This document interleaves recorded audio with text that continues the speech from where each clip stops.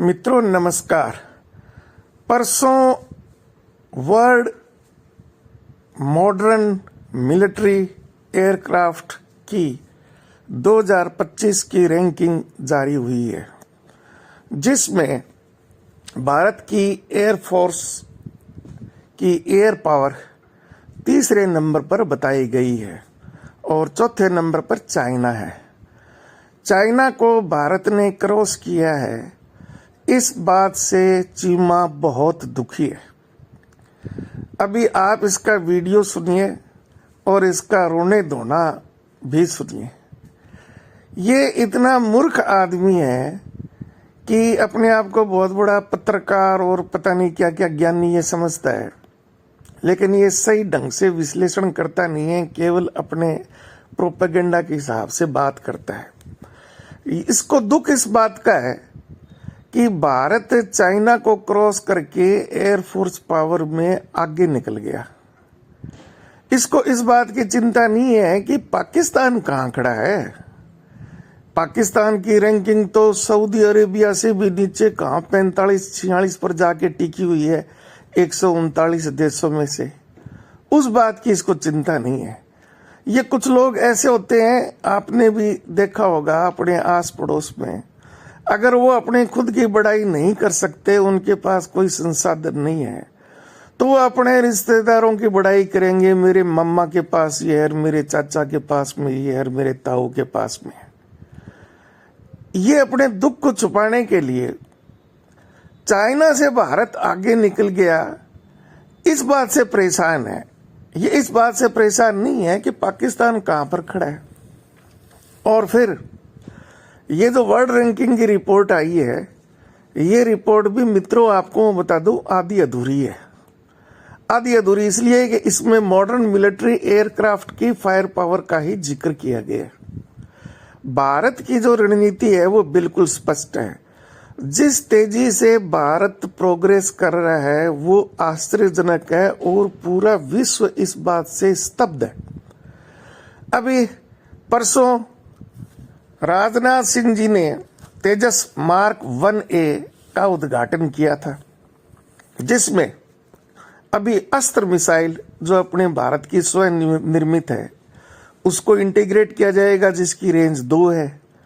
और कल ही आपने ये खुशखबरी भी सुनी होगी कि अस्त्र मिसाइल का जो सेकंड वर्जन है उसका भी कल टेस्ट कर लिया गया, जिसकी रेंज है वो 200 किलोमीटर है। साथ ही ब्रह्मोस मार्क 2 का भी कल टेस्ट कर लिया गया, जिसकी रेंज 800 किलोमीटर है और वो भी एयर टू सरफेस मिसाइल है, यानी हवाई जहाज में एयरक्राफ्ट में लगने वाली है। तेजस मार्क 1A के बाद में मार्क 1B आ रहा है, उसके बाद में तेजस मार्क 2 आ रहा है। तेजस मार्क 2 राफेल से भी सुपीरियर होगा और वो बहुत जल्दी लगभग 2029 तक भारत की वायुसेना में इंडक्ट हो जाएगा। उसके सारे टेस्ट वगैरह हो गए हैं, सिर्फ और सिर्फ उसके इंजन का इंतजार है। तब तक अपना स्वयं निर्मित कावेरी इंजन भी आ जाएगा। और भारत में आपने जो एयर मिसाइल्स में जो फायर पावर प्रदर्शित की है ऑपरेशन सिंदूर 2 में, और खुद का अपना जो एयर डिफेंस सिस्टम है, इंटीग्रेटेड सिस्टम है, जिसमें 8 प्रकार के डिफेंस सिस्टम है, वो भारत के स्वयं निर्मित है।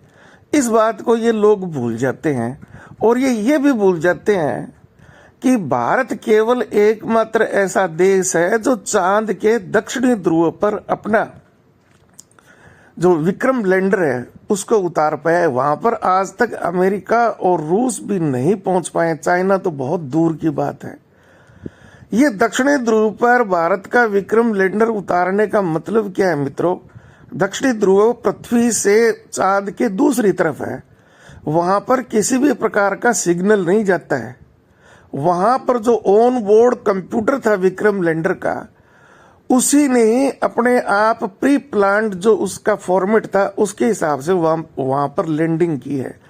तो भारत जब 3 लाख किलोमीटर दूर जाकर अपने लैंडर को उतार सकता है, तो इस पृथ्वी पर ऐसी कौन सी जगह है जहां पर वो अपनी कोई मिसाइल वहां पर नहीं पहुंचा सकता? वो छोटी सी बात है समझने वाली। भारत के पास में अग्नि सीरीज की मिसाइल्स है, पृथ्वी सीरीज की मिसाइल्स है, ब्रह्मोस की मिसाइल्स है और दुनिया भर की अब ग्लाइडिंग मिसाइल का भी भारत ने अभी परीक्षण किया है। भारत को एयरक्राफ्ट नहीं चाहिए, ये केवल मिलिट्री मॉडर्न एयरक्राफ्ट की रैंकिंग है। भारत अपने आप तेजस सीरीज और एमका सीरीज के एरोप्लेन्स इसलिए बना रहा है ताकि खुद भी यूज करे और उनको एक्सपोर्ट कर सके। आज की तारीख में भारत को इससे ज्यादा एडवांस्ड एयरक्राफ्ट की जरूरत नहीं है। मिसाइल्स वगैरह सभी कुछ अगर शामिल करें तो आज की तारीख में भारत दुनिया की नंबर 1 सेना है। आज की तारीख में बैटल हार्डन्ड आर्मी केवल 2 ही है, एक भारत और दूसरा रूस। दूसरे विश्व युद्ध के बाद में लड़ाइयां केवल भारत और रूस ने ही लड़ी है। चाइना ने तो कभी लड़ाई लड़ी नहीं है। अमेरिका का भी यही हाल है। दोनों ही वियतनाम जैसे छोटे देश से पिटकर बाहर निकले हैं।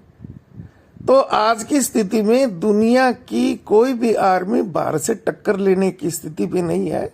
चलो अब थोड़ा चीमा से भी उसकी रोड़ा दौड़ा सुनकर मनोरंजन कर लेते हैं। धन्यवाद। वीडियो अच्छा लगा तो लाइक करिए, शेयर करिए, सब्सक्राइब करिए। में एक सर्वे आया है, world directory of modern military aircraft, दुनिया के 103 ममालिक को और कवर करता है। ये 129 एयर सर्विसेज को कवर करता है, जिसमें army, air force, navy, this and that. और ये न्यूज़ वीक में रिपोर्ट आई है, and that is very interesting report by the way. अगर ये देखा जाए, India overtakes China in the world air force ranking. आप इसको जरा इमेजिन करें कि इस वक्त इंडियन जो एयरफोर्स है वो चाइनीज एयरफोर्स से आगे चली गई है। चाइनीज क्या कहते हैं? चाइनीज कहते हैं कि भाई ये कैसे मुमकिन हो सकता है। अब डिस्कशन शुरू हो गई हैं। इंडियन मीडिया ने भी इसके ऊपर बड़ी बात की है कि जितनी भी मिलिट्रीज हैं, जिसमें चाइनीज जो एक्सपर्ट हैं, वो कह रहे हैं कि रियल कैपेबिलिटीज एस्टैब्लिश करें। जो पेपर के ऊपर चीजें हैं वो नहीं। सो वो कह रहे हैं there is a miscalculation, और इससे हाइप क्रिएट हुई है। ये जो न्यूज़ वीक में रिपोर्ट आई है, इंडिया चाइना से आगे निकल गया as a third most powerful air force in the world. America जो है वो डोमिनेट करता है, उसके बाद रशिया, और इंडिया जो है ये एशिया की सबसे बड़ा एक एज ए स्ट्रेटेजिक बैलेंस तौर पे इमर्ज किया। और अमेरिका फर्स्ट आया है, जो यूएस एयरफोर्स है, यूएस नेवी जो है, US army and US marines, ठीक है जी, उनको जो उन्होंने रैंकिंग शेकिंग दी है। अब इंडिया की जो भारतीय जनता पार्टी है, ruling party Bharatiya Janata party, उसने इसको सेलिब्रेट किया कि ये हमारी इंडियन एयरफोर्स के लिए थर्ड मोस्ट पावरफुल एयरफोर्स होना बड़ी बात है। 1716 एयरक्राफ्ट हैं, 1716 एयरक्राफ्ट। अब ये चीजें जो है दे आर देयर। वो कह रहे हैं जी हमारे पास 1716 यूनिट का जो है ना वो पूरे फ्लीट है। और अब ये थोड़ा सा चाइनीज को बड़ा अजीब लग रहा है कि हमारे जहाज और हमारा बड़ा कुछ। तो मैंने कहा थोड़ी इसी पे जरा गपशप मार ली जाए। अगर थोड़ा सा कंपैरिजन कर लिया जाए इंडियन एयरफोर्स का और चाइनीज एयरफोर्स का, तो इंडियन एयरफोर्स कहा जाता है कि रॉयल इंडियन एयरफोर्स 1932 में वजूद में आई थी, प्री पार्टीशन। चाइनीज जो है वो 1949 में। इंडिया के पास 1,40,000 के करीब एक्टिव पर्सनल है, चाइना के पास 3,90,000। मैं एयरफोर्स की बात कर रहा हूँ। टोटल एयरक्राफ्ट जो इंडिया के पास हैं वो 1700 से लेके 1850 हैं, जबकि चाइना के पास 2800 to 3000 एयरक्राफ्ट हैं। जो कॉम्बैट एयरक्राफ्ट हैं, जो फाइटर्स हैं, इंटरसेप्टर्स हैं, बॉम्बर्स हैं, वो इंडिया के पास तकरीबन 600 से 650 तक हैं, और चाइना के पास मोर देन 2200 है। अब आप